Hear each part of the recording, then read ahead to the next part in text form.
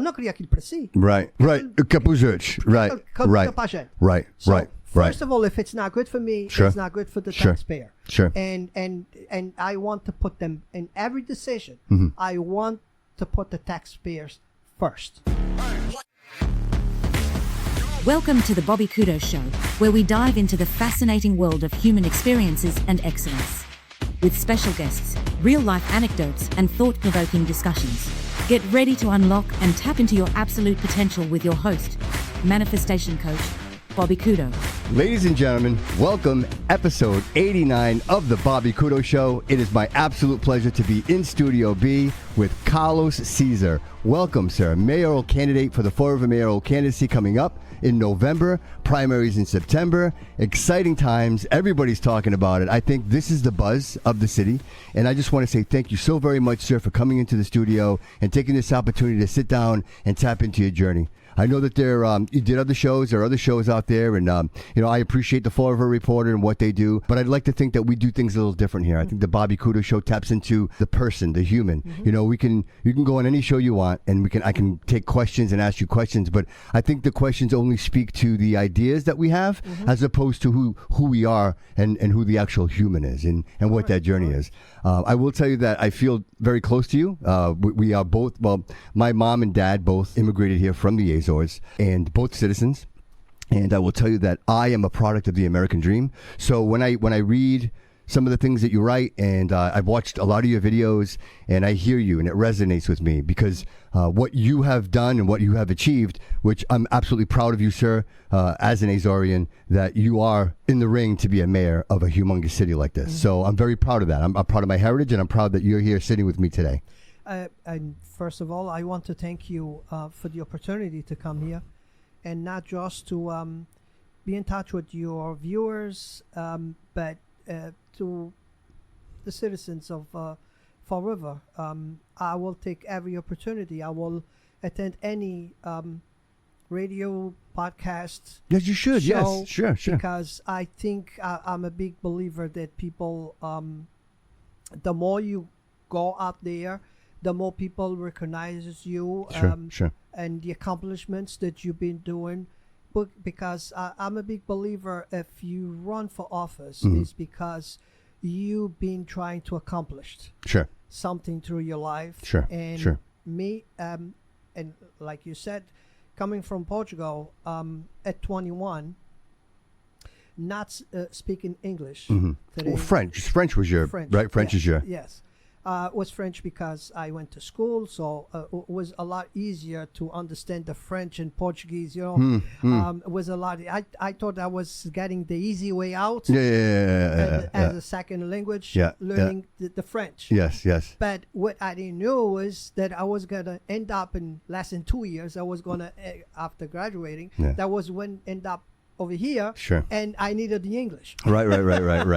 Go figure. I came with the with my Portuguese. I still fluent in Portuguese. I read, I write, everything, but I had to learn the English. Sure. But what a great place to learn, right? To come to Fall River. My mom, same thing. She was a seamstress her whole life. So she didn't speak. I will tell you, I'm sure you remember Quaker fabric. It was a staple of the city. And I think a lot of the wealth that the Portuguese community has built was because of Quaker fabric, right? A lot of wealth come from that. So when I say that, my mom worked there, and she was able to support two boys in a multifamily house. And you think of that today and how difficult and almost impossible that would be. She was able to do that, and she came here with a dream. She came here with an idea. And I say to myself, very rarely, Carlos, are we presented. I want the audience to just take a second and realize, what would it mean to you if you had to pick up everything you knew, right? Your home where you grew up, and move to another, not down the street, not to another city, but to another country, right? You don't know the language, and somehow this strength inside you, you have this will and this desire that you want to be part of something great, and no greater nation than America. If you have a dream, this is where you can build it, right? Yes. My mom came here escaping Cesar, that whole situation, but little did she know that she was going to create something grander than herself, right? And I think people like you that are brave enough to take those chances. Sir, I am still here in America. I always say to myself, gee, I always wish I had the strength and the courage to pick up and go somewhere else and build something great. And the thing is you didn't come here just to come here. You had a business there. Like it wasn't like you weren't established. You weren't escaping anything. You were well off doing what you were doing there. So can you tell me a little bit about that business? Sure. So what happened was, and unfortunately, it's not like here that you have you lose your job and you have a check until you decide to go back to work. Right. Over there was not like that. So when I met my wife, she was working in a coffee shop, and then the contract ended, and she ended up with no work. Okay. So the first thing they found to her was to work in a bar, and she didn't feel comfortable. She went there. She worked one night. It's not for me. I'm used to sell coffee. It's a total different. So what happened was they said no more check. We found you a job. You don't take the job. No more check. You can't pick and choose. Exactly. I get it. We give you we give you the job. Right. You know, take it or leave it. Exactly. So what happened was I ended up opening my own representation from Sony. Okay. So I opened a stand with all from dishwashers to refrigerators, TVs, everything that the Sony was building. Okay. So they provide me the showroom. So they fill up my showroom. Yeah. And then I was selling. Is this in Punta Delgada? In Punta Delgada. Okay. So at the time was the video cassettes was the movies. Yeah, was like, VHS, right. Beta, VHS, right. Well, Sony was beta, right? That was beta. Exactly. Yeah. So, and then I opened the business. I opened a video store, and I was selling all the stuff from Sony. So you were doing well, because yes, right? Yes, I was doing well. Yeah. I was doing well, and I think that kind of facilitate faster my paperwork to come over here, because they say, well, this guy's doing okay over here. Right. If he doesn't make it there, he's going to come back in here again. Right. And actually, I came here. I start working at the dishwasher at the Leone's on the waterfront. Okay. My first job. The Cove now, right? The Cove? Yeah, the Cove. Yeah. Leone's. I started working working over there. Yeah. And from there, 5 o'clock, 3-4 o'clock in the morning, I will go to Madeira's Bakery on Eastern Avenue. Yeah. And I will work there until 2 o'clock. Then I leave there. I go to Leone's. So it's like 4 hours sleep, 5 hours sleep, whatever it takes, back to back. But that was the hustle nature, because look, my mom would tell you, quando a gente estava lá, aquilo era trabalhar ou não tinha nada. Like if you didn't get up and you didn't get wood and you didn't milk the cow, there was nothing. There was nothing. So, and on the meanwhile, my poor mother was the one that had to take care of the store back in Portugal. So 6 months, I told her, let's try 6 months. Yeah. And that's what happened. 6 months after, I liked it here. And I went back. I sold the business, and I returned. So it was February of 1888. Oh, wow. So, what freguesia are you from? São Pedro, Ponta Delgada. Oh, look, meus pais são das Furnas. Das Furnas? Sim, senhor. Very nice Thank you. place. Oh, cheirei bocadinho. I took my mom. My mom is 81. God rest her soul. I love her. She's 81. For her 80th birthday, she hadn't been back in 50 years. I said, and she, of course, reluctant, 80 years old. I said, Mama, we're going to go. Yeah. And I'm very grateful that we did, because my madrina was there, my godfather, who since passed away. It's as almost the universe gave me a chance to see her one last time before she passed. And I will tell you that the one thing that I found when I never went my whole life. So I was 50 years old. So when I got there, it was very familiar to me. I felt like I had been there before. Yes. My mom even said, she goes, "Estás guiando das escola que tu conheces tudo." Like I went down to Profissão. I was in the Ribeira Cant. Like I went to all these places, and it felt so familiar to me. Yes. And it was something about how friendly everyone was. No matter where I went, I was driving around randomly by myself. I'd go to a cafe, I'd see a police, "Senhor police, don't start a cafe." Amigo, mamalim bosh. I go get un galão. It was just an amazing experience to be there alone. My mom, I left her with my godmother, and I just went for a ride, and it felt like a surreal experience, like I'd experienced it before. So the only reason I mention this is I can imagine. I know my mom says, "Listen, a gente vem aqui." Like we had to come over because we needed to. But being there, I'm like, why would you leave? Yes. You know what I mean? Why would you leave this beautiful place? That's something that when I bring my daughters there, every time that I bring my daughters there, that's something they say, well, why you left this paradise? Why you left here? Well, it was different times. That's what she says too. She says that. It was different times. Yes. We will never. And to tell you the truth, they're still struggling. Yes. There. Agreed. They're still struggling. There. I think they have a situation with their elderly. I think that they have an aging community, and I think again, not to tell tales. My godmother, God rest her soul, she was having home care, but it wasn't enough. She had an accident. She slipped. She fell. She banged her head. But one thing that I've been noticing in all the years that I go there is how much money they bring in from outside to help the residents with the prices. Yeah. So all those tourists, so all those ships stopping by and all of that keeps the money coming into the city, and that helps the people not paying too much tax because they got it. So it's different there.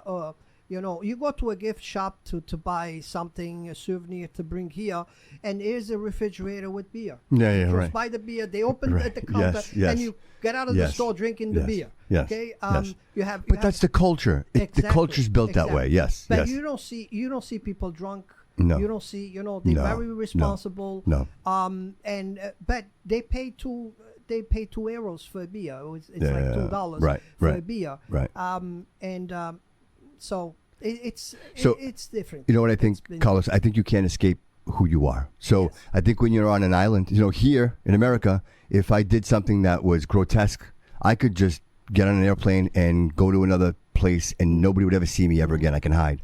But when you live on an island like the Azores, who you are, your name, you don't want to disrespect your family. No. That all matters. And I think carrying that is why people can have a beer and control themselves and be respectful in public places. So which brings me to my point. So if we came here, we say to America, we say Fall River, for example, it's clear that we walk around, we walk the streets, we see what's actually happening.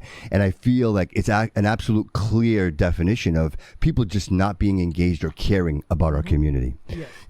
I don't know if you're aware, familiar with the broken window theory. I mentioned it with the other candidates as well.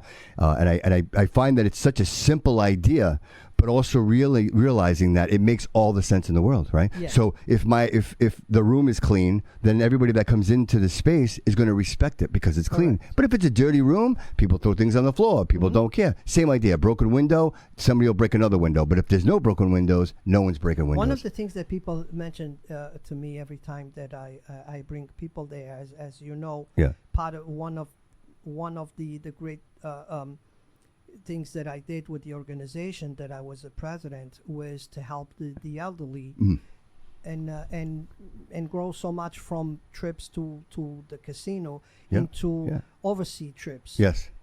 Bring them back. The parents, the sons, daughters could not bring them. Yep. They are an age now they cannot travel by themselves. Yeah. But if they own a group with another couple of friends, then they go over there. And one thing that I got over and over again is how clean the streets are over there. Even if a tourist puts a paper down, that paper don't last much because that don't last longer in there because they have always people picking up and vacuuming and landscaping. Everything is always beautiful and water and cleaning with water. You know, so I think I think that's what the Portuguese, the respect, the pride. I was talking. I've been knocking on doors for a couple of weeks now. I have an opportunity every time that I bump into a Portuguese. I know they feel comfortable speaking Portuguese, so I go right. Hey, eu dou tu és. So we engage in a good conversation. And one thing that they say, and I agree all the time, is all about respect. Sure. And even this second generation, my kids were born here. Yep. But they respect me as I respect my parents. Absolutely. I will never do anything to embarrass my parents. So my parents will never be point out on the streets. Oh, 100%. that's the father of the guy that did this or did that. Yes. So and the second generation that we see, it's the same thing. My kids, I call them kids because one is 25 and one is 29. Yeah, but they always kids. Doesn't matter what age. It's like I'm the oldest son. And my mother treats me like I'm 15 still. Forever. But and pushes me my years. And when I see her, she's still living in Portugal. The first thing I have to see is Marcel Benz. Hey, of course. If I don't ask her blessing, it's no respect. So, and I'm 59. I still have that respect for them. Of course. And the same thing with my daughters. They sometimes they talking to each other, and they on that spirit. It comes a swear, and the first thing is, "Hey, Daddy, I'm sorry." Yeah, because right. It's the respect. They know that I don't like that. Right. So, and it's the respect. Yes. So, that's. But that's fundamental, right? That comes from the parent and the next generation. If you're raising a generation with no pride and no care, it's somebody else's job. Yes. Then that's just the way it is. And that thing that the work. Yeah. It's very important. Absolutely. Work ethic. Yep. And my two girls are like this. They try to go on their own when they're 18. They never came back. Yeah. They have their cars. They have their rents. Perfect. They never came back to me. Contributing members of the society. That's what we want to raise. So yes. So on that, I'm glad that I raised them with the respect for the others and the. I'm not going to be here forever to take care of you. You need to take care of yourself. Absolutely. So, in that spirit, you mentioned the elderly, and I just want people to realize, if they don't know, how impactful you've been in that community, in the Flint Village area. You actually erected a community center. Yes. Tell me about that. Can you tell us about that? One day I got a call from a city council president saying, Carlos, we have somebody that wants to buy the mill on Alden Street. I think you should go to the table. You should go and see what this project is about. And I did. We had lunch at the lawyer and the owners from New York, and they were like, we are all about community. We want to give back to the community. So you, as the president of your neighborhood, what can we help?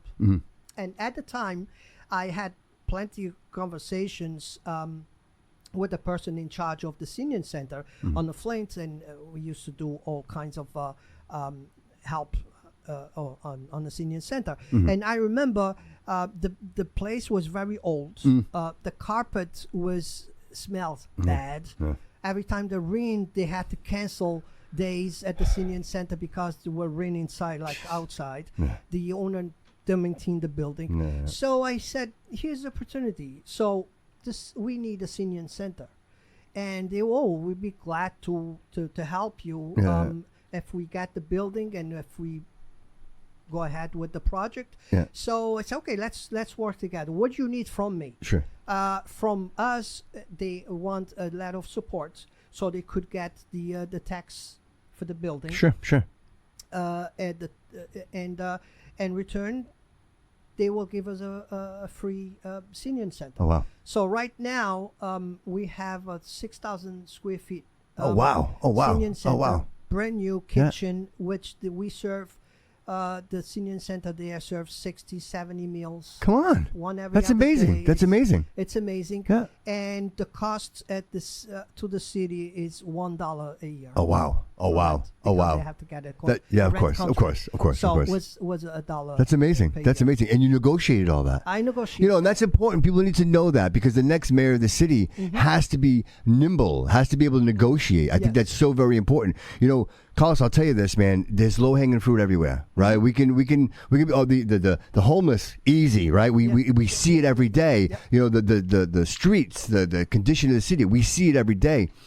I think it's the people that don't make any noise. It's our senior citizens. Where are they? Yeah. We don't see them. We don't think of them. It was great. I was talking to Chris Peckham, and we were talking about, Milliken Boulevard, and Canal Street. you mix these senior citizens with younger people, and it just doesn't work. And unfortunately, these senior citizens, they don't complain because they don't want to lose their place or their home, right? So I got programs for the seniors. I got programs. In 10 years, I had an award from the Bio Reserve. I brought kids to learn about insects, trees, about water treatment. Yeah. I brought over 10,000 kids. Oh wow! Over there. Oh wow! They give me an award for. Oh, that's great. For that. So every year after school, when the school was done, I will put a class back to back. We provide the transportation, and that was and believe it or not, for some kids, that's the only right trip they had. Wow. So they look for that. So we did that, and then came the big project, the $2.5 million that I was able to get to the Flint neighborhood. Wow.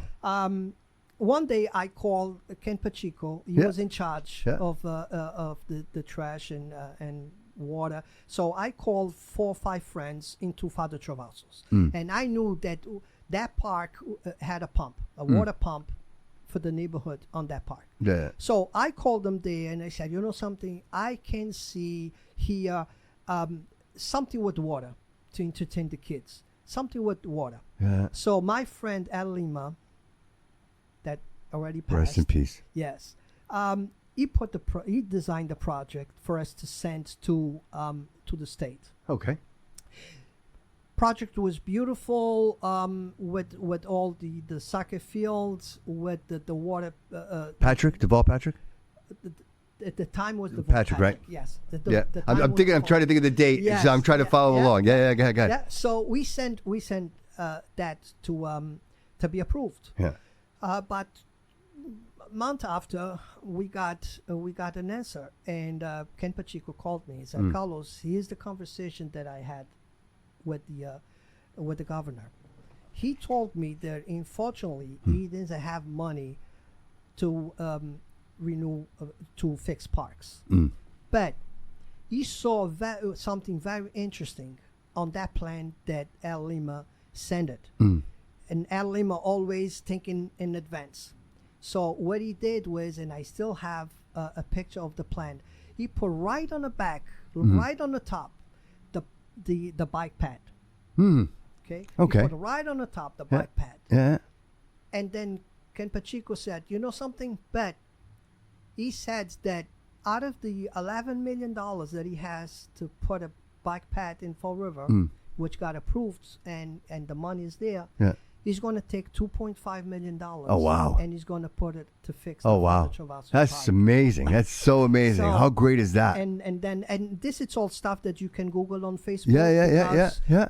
During construction, I was doing presentations, interviews for TVs and everything, because it was a big.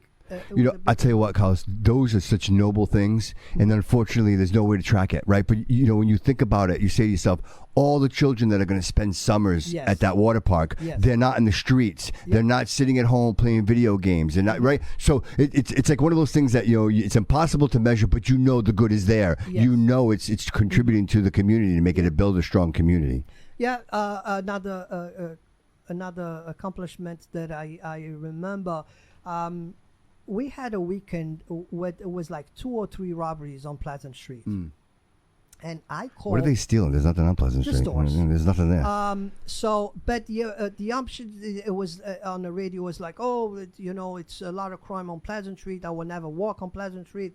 So I called the mayor, Flanagan, who was Flanagan at the time. Yeah. I called Flanagan. I said, you know something, I need help. I need you to help me change this mentality that now it's not safe to walk on Pleasant Street. So he said, Carlos, I'm thinking of something. I will give you a call tomorrow. Okay. The next day, give me a call, and he told me, Carlos, I'm bringing a carnival to Fall River. I want the profits from the carnival to go to your neighborhood, and spend it the way you think that it's going to prevent the crime. I hang up the phone from Mayor Flanagan. I call the Chief Rosine. Yeah.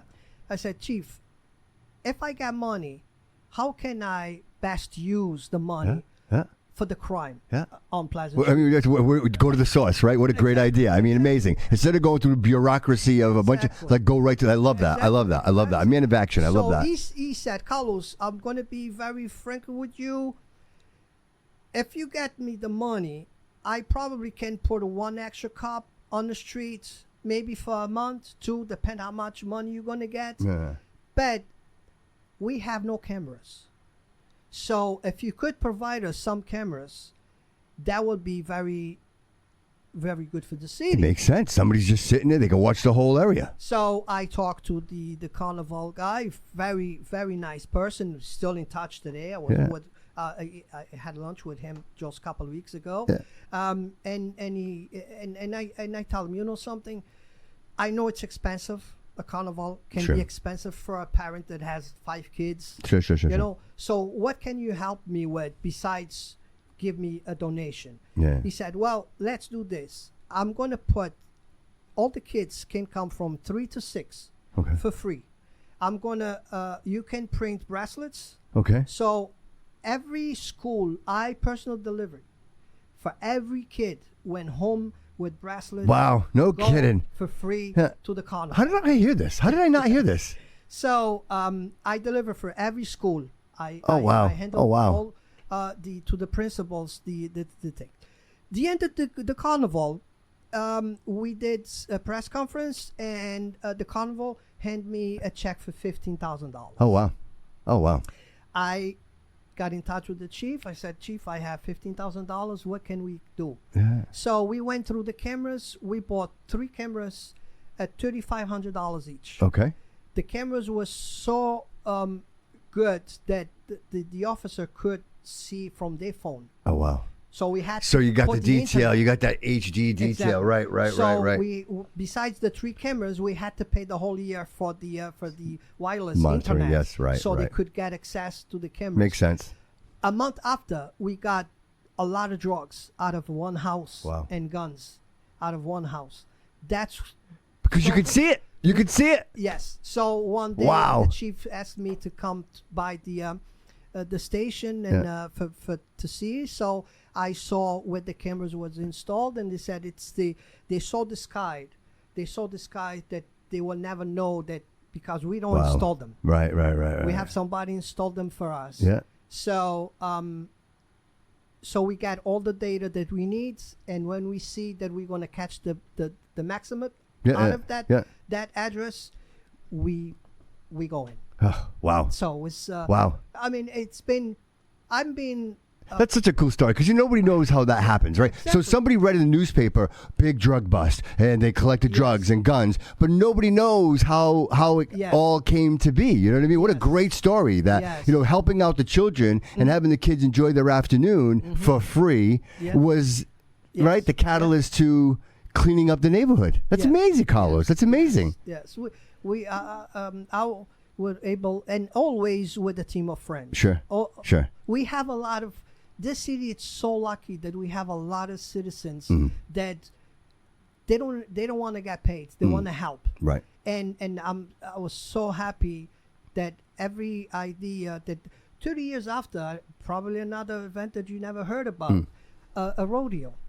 Oh, love that. I bought a rodeo 30 years after. No kidding. And I set up a parking lot, a mill parking lot, into an arena. No kidding. And it's funny because, and again, I call, I had a friends tell me, Carlos, we don't have a rodeo. I said, you know something? I don't know. I don't understand anything about rodeo. Sure. But you know what you're doing. Tell me what you need. I will make happen. Yeah. So, and we did make happen. Yeah. So one day I go to Ken Pacheco and I said, Ken, I need help.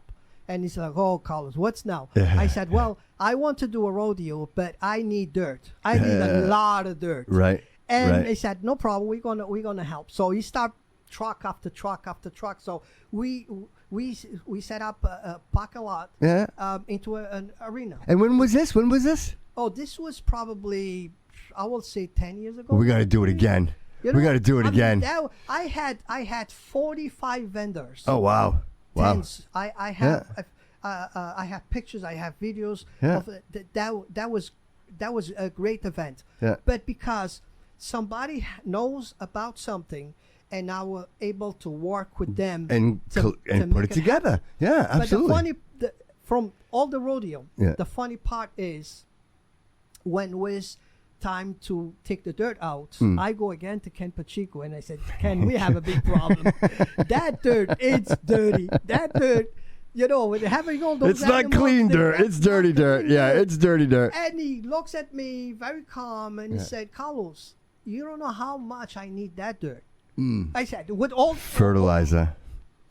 So the dirt is right on the end of Durfee Street. Yeah. When you come from North Main. Oh yeah. I know exactly what you're talking about. The roundabout there. Yeah, exactly. Yeah. So the dirt from the rodeo is on that part. Oh wow. And that grass, it's green every year. year. It looks beautiful. And that used to be dead over there. That used to look terrible. I love that. That's so great. What a great story. I love that. That's such a great story, man. That's amazing. So I've been in there. I've been out there for 30 years, trying my best. Yeah. To help Carlos, the city. You are a pillar of the community. You're a pillar of your community. You work with other leaders, and it's obvious. It's obvious. So, another one that I would like to tell you about is the question on the ballot that I put 10 years ago. Okay.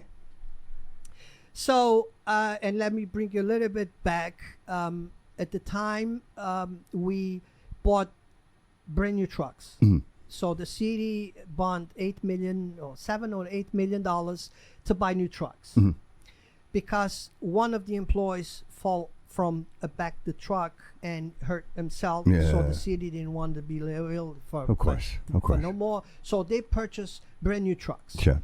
10 years after, the city decided to go in a different direction. So we sold those 7 trucks for $1.1 million. So right there, that math doesn't work. The taxpayer, math doesn't work. Still have a bill at the time to pay $7 million and don't have the trucks. And then it was the brown barrel and the green barrel and the blue barrel and then the purple bag and then the pink barrels. Here was a solution. Let's build a transfer station. Let's ask the taxpayers of Fall River if they want a transfer station, if they want to pay for a transfer station. Because that will resolve a lot of problems. Sure. And generate revenue. Right? Revenue. Yes. So I contacted Michelle Dion and we put the question on the ballot. The question on the ballot got 10,055 votes. Okay. Approving to do it. Oh, wow. The administration at the time just turned around once again and didn't accept the taxpayers' voice. Yeah. What they decided to do. So what they do is they go into a contract. They go into a contract. At the time, 10 years ago, the construction was going to cost us $13 million. Okay. The revenue, by now, 10 years after, that bill would be paid, the $13 million. Yeah. We will be collecting trash from surrounding areas in Fall River and collecting big revenue. Sure. To help the tax. Instead of paying somebody else to do it. Instead of paying somebody else to do. When this administration started, he put a task force together, and I have it in here, the recommendations that they give him. And what happened was, once again, it turned around. Second time that the taxpayer lost money because the contract that we pay now is double of that contract if they had gone into that contract. Why do you think? Okay. And guess what? Next year, just for pickup trash, it's going to cost us $13.5 million. Wow. The price that we could have paid 10 years ago and resolved the problem. And done with it. Yeah, and done with it. I seem, everything to me is a continuance. Yes. They just keep pushing everything. Even with the emergency building, right? With the EMS, like that whole situation. Why are you waiting until the last day, sitting down with the land? But the problem too I see is nothing has a plan. Nothing has a vision. Nothing has the end of we're gonna sacrifice this but that's what we're going to end up with. Yep. Okay. Yep. It's nothing like that. Right. It's no plans. Nothing that's going to benefit the taxpayers. Right. They're living, paycheck to paycheck with no saving money. Right. They live paycheck to paycheck. This year is 5 years ago was $272 million budget. Next year is going to be $451 million. So it's 90% increase, $240 million. And still no plan. So next year when they do 2027 budget, it's going to probably be on 600-700. Yeah, but where does it come from? Like, you know what I mean? Like, at some point, from the taxpayer. But that's what I'm saying. At some point, there's no more. Like, you can only take so much. The vodka only gives so much milk. Like, you're going to run out. You're going to run out. And that's what's happening. It's business are closing. Yes. The people are throwing out of the homes. There's no place to park. If I have a business, I can't park anywhere. The streets are an absolute mess. You know, and I just want to, since we're talking about it, I know that you're an advocate and you want to do a forensic audit. I know that you want to do that. And so, you know, although I am a fan, I agree with you. But just objectively, I'd like to say, what's the point, right? And I'm saying this objectively. So we do an audit. We discover that all this money went to certain people.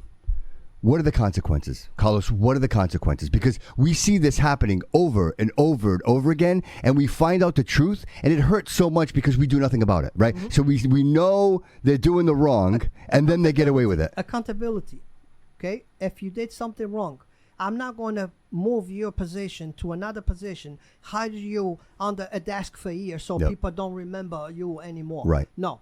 You did the mistake, you did the crime, you're going to pay the time. Right. Period. Right. It's no question about. Right. Now. Yeah, but will the DA do it? That's my problem. Will the DA do it? Like, if you found someone guilty, right, and now the DA is investigating, what do they do? Do they just push it away, or do we hold the DA accountable? It's possible. Right. But on my side, one thing is that employee will no longer be robbing the taxpayer. 100%. At least that, right? At least that. You don't work here anymore. Exactly. At least that. Exactly. At least that. So, I think it's very important for us people to be, in charge, respectful. Yep. Everybody needs to be respected to the taxpayer. Yep. At the end, my belief, I'm going to fund accounts with a lot of money. Yep. Because $242 million, in 5 years, seems like a lot of money. That's a lot of money. So, with nothing to show for it. I'm going to give you two examples why I think that's a lot of accounts there that the taxpayers don't know about. I'm going to bring you back to one example. Flanagan administration. This was years ago. Yep. 15 years ago, maybe. Everybody was, and Joe Good, I confirmed with Joe Good, she reported that on the Herald News back then. Everybody went home with a pink slip because was no money on the budget on a Friday. On a Monday morning, big conference, he found an account with $5 million. Okay, that's one example. Let's board it now to today. They just approved a budget last month. 10 people die on a fire. 24 hours, he found an account with a $1.5 million. See? That hurts, Carlos. Yeah. That hurts, Carlos. That hurts. It's money on that people budget. People are dying. It's not just being sneaky. People are losing their lives. Exactly. That's something different. But that's what I don't understand is where is the priorities? Right. The priorities, the first people should be coming for money to make sure they're full funded. Yep. It's crime. It's schools, which 3 years with no contracts with the teachers. Yep. It's the fire department. It's the police department. They should be the first ones on the table. 100%. When we finalizing the budget, and I don't have money on the budget for pay raises, okay? Or if I don't have money on the budget to hire the consultants. Yes, no, the assistant of the assistant of the assistant. Yeah, consult the assistant. Exactly. Yeah, right. So it's like one full time and 5 part times doing the job of one person. Exactly. Then if I don't have money for them, hey, too bad. I don't have money for you. Right. But my city, it's safe. Yep. I have all the fire department budgets. Yep. Everything they need to do their work. Yep. And that it's the last thing that I'm worried about. It's somebody that got a job last year and is going to get a $15,000 raise every year. Sure. What happened to people at City Hall for the past 2 years? Right. $15,000 pay raise every year. and you have people dedicated to the city, working at City Hall for years. They don't want to lose their job. Still making $20,000 a year. You know, that's the part that. And don't complain. Don't complain. So yes, I decided to run 2 years ago. 2 years ago, I said, we need to put somebody there, and I promised myself that I will have a different option coming next time that I go out to vote. Okay. Because I will have a different person to vote for. Sure. So I came forward. I opened my financial, because this is an account that people saying, I didn't know that you was running. So I'm out there for 2 years telling that I'm going to run. Right. I opened my financial account with the state a year ago. Yep. Okay. So I'm being out there talking to people already. That gave me, and the reason I came out first, it's for two reasons. Number one, people know that I'm not looking for a paycheck. Okay. Because I decided to run. I don't care who was going to run. Right. I'm not going to wait for, I can win this. I can beat that guy. Right. So I'm going to run today. Yeah. I'm going to decide to run. No, Right. It was never my intention to run against nobody. I'm running against one person, and that's the mayor. Sure. I'm not running against anybody else. Yep. So that's why I came that early. Second reason that it was good for me was because by now I have my teams together. Okay, I have my teams on homelessness. I have my teams on the economic development. I have my teams on trash, because those people that give that paperwork to the mayor, they own my team. Sure. Okay. Sure. They contact me, Yes. Carlos. Yeah. If we had to what we had told them to do, we would not be on this situation. Right. So let's hope that you get there and you get it fixed forever this time. I said it. The person, the mayor that wins this mayoral, he has to be the smartest guy who knows the smartest people. Yes. We never get the perfect mayor, right? But we get the one that's smart enough to say, let me build these teams. I've had a couple of candidates on the show. You're the only one that has teams already built and ready to go. Yeah. Just so that's important to know that. And I know that you're in that Flint community, and you drive that force. And I think having that experience for you and those connections, so you're already working with these people. Yes. You know what I mean? Yes. And you're working on a neutral ground. It's not you against me, right? Yes. It's us for the community. And my team, I've been saying this, no one on my team is looking for a job. Either they retired or they have good jobs. Sure. They're not looking for a city job. Yeah. So they on this because they care about the city, they care about Fall River, and they know that I can do a better job and save taxpayers money. Sure. That's why they say that I'm the right guy. But, and another thing is, I'm not just on this. I know about this, but I don't know about all the other 5 factors to run the city. Right. That's not true. I've been everywhere. Right. For all these years, I've been everywhere. Right. I have in here that I can show you. I got recognized from 3 different mayors.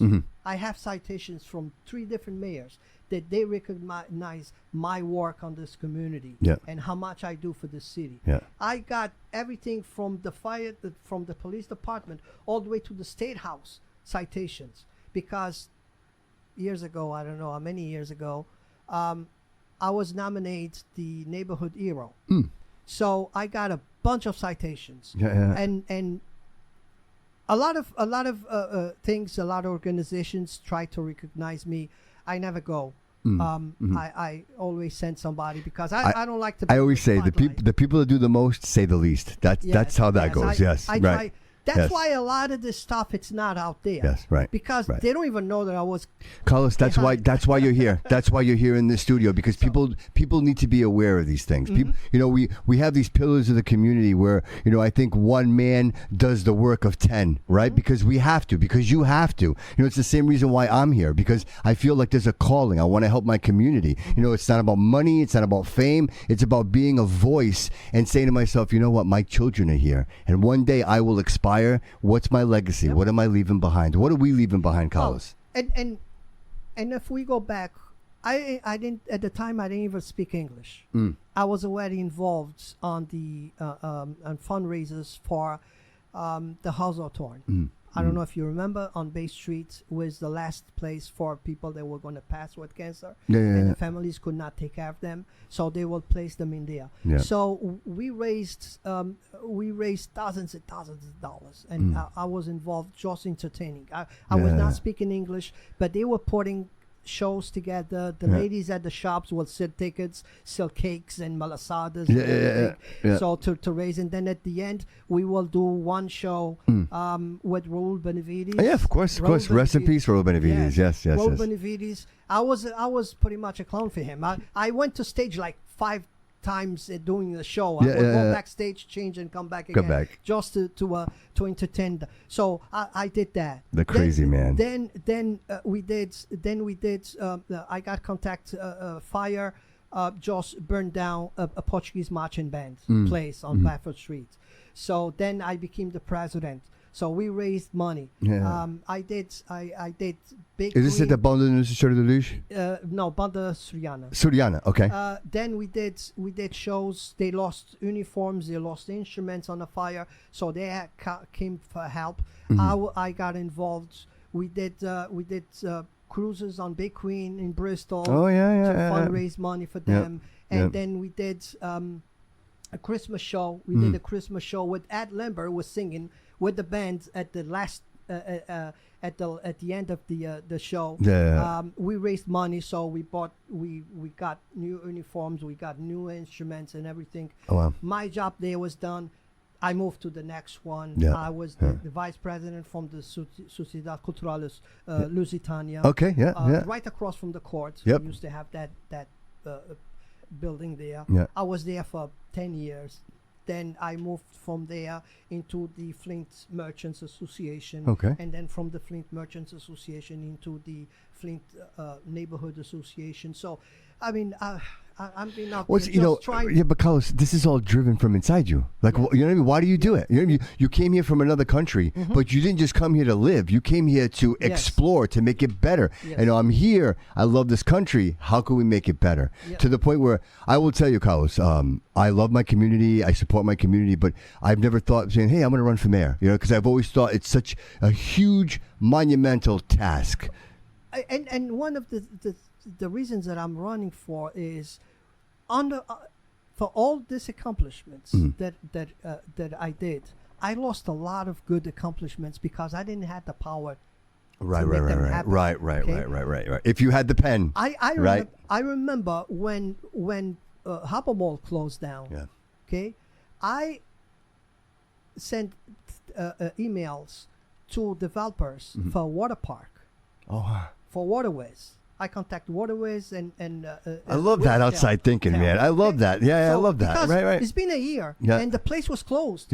Nobody could use it. Nope. So I said, okay, this is the perfect location for it. And guess what? If we can Route 24 is right there, right? Like right off the highway. So the casino. That's what they look for. It's been in and out of the highway. They don't like to put their customers through traffic and everything. So I said, look, just the potential. We could have something that we could use summer jobs for the kids in the summer and in the winter. Big tax revenue for the city. Okay. A lot of jobs. And even in the winter, we could freeze the pools and have ring that's a great idea. And what a great idea. A beautiful show, light show on the winter night with hot chocolate. Love that. Yes, the tree lighting ceremonies. You could do there's so much you could do. There's so much you could do. This is just one example. That things that I lost that I never able to accomplish. So I have that idea and then that mentality and that vision. Okay, because we came from Ponta Delgada. Ponta Delgada, it's a lot of festa. It's festa every weekend. I mean, and that's what we should celebrate, right? If you're winning, Carlos, let's celebrate, right? The fruits of our work, the fruits of our labor. Let's celebrate. So I mean, it's been, and it's just like this one. It's been a lot. We need revenue. Definitely, we need new revenue. Sure. And I'm thinking, the city owns 30% of land. Okay, between the parks and the water department. Water department has a lot of land, Mm-hmm. what they don't want, they buy the land, they fence the land in because they don't want the grounds to be disturbed. Sure. Which I understand. Right. But if that land, it's not on, if the taxpayers are not collecting taxes, revenue from it, then it's costing money. Let's make it work for us. Yeah, right. Help on that. Natural reserve. Put a path in there, maybe. Right. Something. We don't have a campground. Right. Right. How difficult will it be to build a campground? Yeah. You know, we have people that traveling with campers from Connecticut to Cape Cod. Can you imagine if they could hook up in Fall River? Right, yeah. Right down the waterfront, clean it up. Revenue. Yes, 100%. It's revenue. It's an then experience. They're going to go into restaurants and all of that. You know, yes. As simple as the I go to New Hampshire. My kids love to go there for entertainment. Yeah, it's beautiful. Zip lines. Yes, zip lines. Yeah. How difficult it is to get an investor that wants to come to Fall River and invest in a zip line? We're on the Fall River Freetown line. We have all that forest over there. We could utilize some of it, right? We have a so lot many resources. Of Correct. That Yes. could be nobody's thinking like you, money. Carlos. Nobody's thinking like you. Know, I mean, Nobody's thinking this way. I have a lot of things on my head that this city is going to be a huge turnaround. Yeah, Carlos. I mean, I don't want to keep us too long. I know you're a busy guy, but let me say this: do you like day one? Right, day one.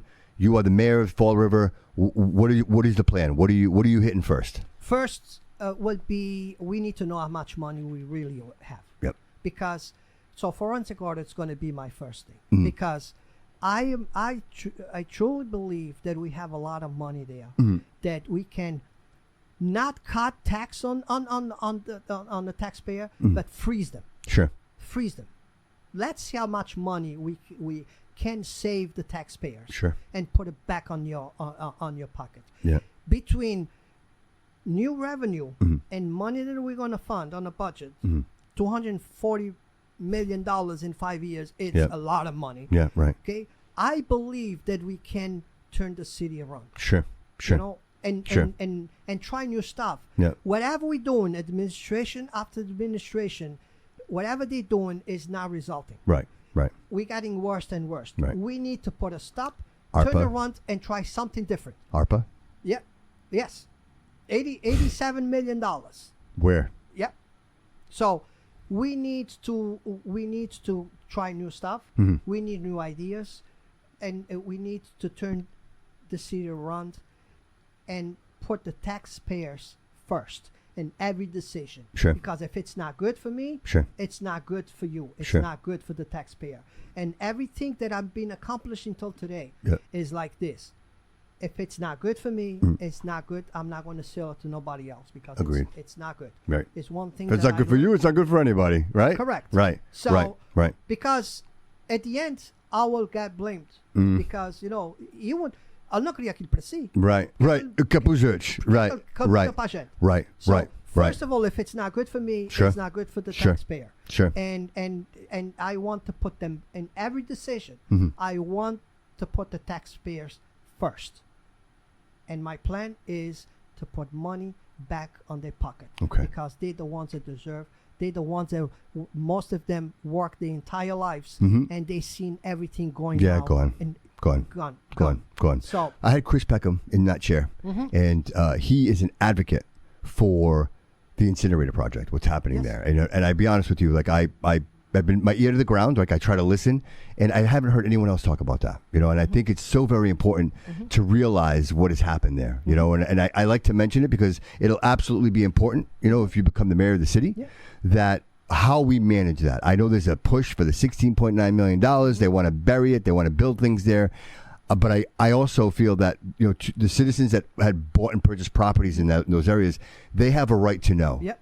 And if this is toxic, if this is something that's dangerous. It's very important. It's very important to be very clear with them and not lie to them. If we're going to go through a tough 2 years, don't hide from them. Tell them, something? I have the solution, but we need to go through this period to get us there. But that's what you're going to see when we get there. But right now it's nothing there. Right. It's nothing there. It's right. we living year to year, and the taxpayers are, I see it this way. if I don't make enough money, if I have bills, it's two ways that I can pay my bills. Either I cut expenses to make it on my budget, or I fund more work. Okay. Yep. So that's the same concept that we should have. Sure. Okay. Sure. If we don't cut where we are overspending, okay, we need new revenue. Yeah. Of course. Yeah. There has to be an offset. Going back to the tax and taxpayers' pockets, it's not the solution for a problem. Sure. That's what I think. Sure. And that's what everybody's convinced is. If we need money, we go back to them. They have money. So. Yeah. Oh, I just happened to find $5 million over here, just by accident. And then one last question, Carlos, and then I'll let you address the audience. But I think this day and age, and I know you mentioned the budget, and I realize that you're very passionate about that. And I say to myself, I think this would be a great opportunity to leverage something like Doge. I know Doge, they sometimes take these requests and, they do this as for free. They don't charge anything for it. It's a service that they provide. And I wonder if that's something that you would consider tapping into. And the other, and along with that question is, do you feel that if we are in the prefaces of AI, and AI being, I think, a huge factor in the way we revolutionize and streamline the books, right? Let's just say the books, because I would say City Hall is probably packed 3/4 full of paper, right? Paper. Yes. What if we could eliminate all that and utilize AI? Is that something that you're open to? Is that something that you would consider? Because it's easier for us to press a button and have all the information that we need. That put 5 books of 1,000 pages each and go line by line trying to look for one problem. Yes. That's something that we need to work on too. Right. Because how many times city councils ask, well, we would like to have that number. What's that number? Oh, I don't have it right here. And why they don't say we're gonna hold the meeting and you're gonna get the paper? Because they know that they're gonna bring the books and they're gonna be on the table looking for the line that they're looking for. Right. So it's impossible. Right. To to just hold a meeting. Of course. For them to get our number. Of course. But if we have that on AI the system, and have a system in place. That you press a button, you put in the query, and it says, "Here you go." Yes, there. There it is, right there. Yeah. And I think that's where we need to be, because I think with too much paper, you hide too much, right? There's no checks and balances, and And I see it in you. You're Azorian, my mom Azorian, and every penny counts. Oh, every single penny counts. She taught me that, and I believe that. And the fact that I live that mantra, like my mom told me to, it gives me the ability to give back to my community. We are constantly supporting the community. Mas a gente costuma dizer em português, a galinha enche o papo, não é de uma vez, é de grão a grão. I love that. I love that. I love that. I love that. It's true. Tem razão. And in English for the audience. The way we fill up, it's not all at once. It's bite by bite. Bite by bite. Yes.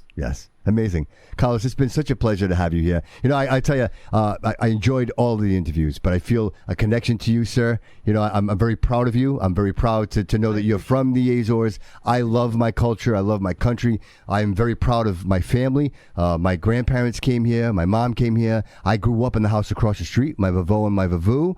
My mom owns property here. Like we live the American dream. I live the American dream. I have the pleasure of having you sit in that chair, sir, and share this opportunity with us, talk about the journey, because they took the chance and they came here and they built legacy. And I'm so very proud of that, and I'm very proud of you, sir, and I'm so glad to have you here. I appreciate once again, thank you for inviting me. I had a great time. I Wonderful. hope the residents of Fall River give me the chance to represent them and the opportunity to work on their behalf on the 6th floor and to try to save them money. Excellent. It's time for us to start save money. 100%. And just real quick, Carlos, if people wanted to contribute to your campaign, if they wanted to get a hold of you, what's the best way that they can do that? They can just go on my website. Okay. They can. And what's that website? It's just for the audience. CarlosCesar.com? Or is it for mayor? Or sometimes VoteCarlosCesar.com. Okay, VoteCarlosCesar.com. So I appreciate if you could, in any way, help me. I have people asking me for signs. I have people, I almost late coming in here because I was knocking on doors and I bumped into somebody that really. I would have waited for you, Carlos. I would have waited for you, buddy. I didn't know it was live or not. So that's why I was like, I think I'm going to. In true and fairness, like David actually considered, he's like, hey, what do you think live? And I said, I know what, Carlos, I don't think it's fair. And I think if anything, I'd love to have you come back. I think you have the same opportunity as the other candidates that came on here. I didn't do live with them. So, I think that's an added pressure. And I really, honestly, never mind anything else. I really wanted to talk to you. But even if it was live, I think we did good. Oh, I think we did wonderful. I think you did amazing. Absolutely amazing. I'm proud to know you, and I hope I can call you friend. Sure. Carlos, thank you so much. It was my pleasure to come in here. Thank you, sir. Thank you. Thank you. Anytime, I'm going to hit as much shows I can because I think it's the best way for people to hear from me. Right. I'm a bigger believer in shows. Yeah. I'm not that great believer in debates. Yep. Because how much can you answer in 3 minutes? Sure. I don't think it's fair for the candidates to have a debate when they have a question in 3 minutes to answer. Right. I don't think it's fair. In shows like this, then we have an opportunity. Yeah, it's a three-dimensional view. Yes, absolutely. Yeah, absolutely. Yes. Right. What we want to do. Right. And well, so. Right. Some people would argue that and say, well, how are you doing under pressure? Like, how do you, if I hit, I have no problem. Right, exactly. I can see you're cool, man. I can tell you're chill. Absolutely. I had shows at the BCC studio for years. Yeah, right. I can tell you're very comfortable. Was live. Okay, let's do it. And let's do it. Yeah. Real quick, you mentioned Raul Benavides. Can I tell you that obviously the purpose of what I do here is for my community, but I just wanted to say it because I just find it, the universe is amazing, and I think it's just funny that you mentioned him. The reason I'm here is because of him. My Vavu, who lived in that yellow house right in the corner, if you remember, they used to do the procession every year. Yes. Pasavaki. Yep. So Raul Benavides would ask my Vavu, hey, can I set up on your roof? Because he's got the corner store. Yes. And my Vavu said, of course, they sit there. And my Vavu would be all proud, with his big key ring and be up there. And there's Raul on his roof. And I remember being a little kid and coming up on the roof and seeing Raul. And I was like, oh, wow, the headphones, the microphone. Yeah. And he said, come on over. And he sat me on his lap. Yeah. And he put the headphones on. He was great, man. I'll tell you, man. And so wouldn't you know, like 20, so let's just say 20 years later, I'm working at Comcast. And I get a trouble call, and it's his house on Highland Avenue, right? Yes. I walk in the door. He sees my face. He goes, yo, Vavu Marian. I said, yes, Marian. I said, how do you even remember that? And so, long story short, he asked me, he's like, hey, would you be interested in managing my equipment? He's like, I have a lot of, and he was still FM, AM, I should say. AM. And so he had all the analog equipment. Yeah. So, I mean, did you ever go up there? Did you ever see it? Oh, yeah, it looked like a school bus. It was so humongous, right? And so he's like, would you mind managing, my internet and my equipment? And I said, I would absolutely love to. And so I was exposed to that. So, rest in peace for Raul Benavides. I mean, I haven't heard his voice in a long time, but another pillar of the community who supported us. I remember on Sundays hearing his voice and people trading washing machines and stoves, right? And his voice was my Sunday morning, and it warms my heart that you would even bring his name up. Yes. Carlos, I appreciate you, sir. I wish you all the best luck. You are a friend of the show. My services, whatever David and I can provide for you, just reach out to us. We'll exchange contacts. And whenever you want this platform, I'm with you. If you'd like, I'd even offer, if you want to go door to door, I'd love to go with you. I would love to see and hear what the constituents have to say to you, and how they feel. You know what I mean? Yep. And you're more than welcome to go see my mom too. I'm sure she'd love to talk to you. Oh, yeah. Carlos, thanks again. I appreciate you. Thank you so much. Carlos Cesar, go and vote for him in November. We get the primaries coming up first, but of course after the primaries in November, right? September 16th. September 16th for the primaries and November 4th for the mayoral election. So there we go. Ladies and gentlemen, we thank you so much for being here today. We really appreciate this. We got 2 candidates left that haven't made it to the show yet. I won't call them out here, but I have reached out to both of them and I haven't heard anything back, which is okay. I just don't want any pressure from anybody, and this isn't everybody's cup of tea, but I want the audience to know that we are here for the community and we'll continue to support these candidates and deliver the true message of who they are and what they represent. So I appreciate you. Thank you, David, for being here. Gary, thanks for coming in. I really appreciate it today. And to the audience, we appreciate you. Thanks for being here on this journey. Remember, always remember that all roads lead here.